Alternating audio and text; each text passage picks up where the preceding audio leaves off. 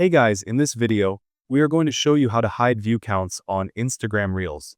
Sometimes, you may not want others to focus on how many times your Reels have been viewed.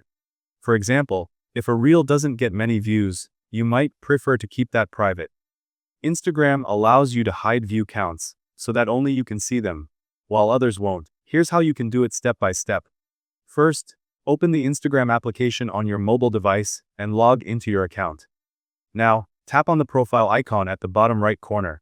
This will take you to your profile page, where you can see all your posts and Reels.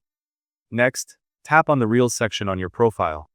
Here you can check all the Reels you have uploaded.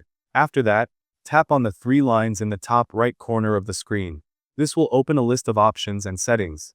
Now scroll down and tap on Creator Tools and Controls. This section is mainly for managing your Reels and other content settings.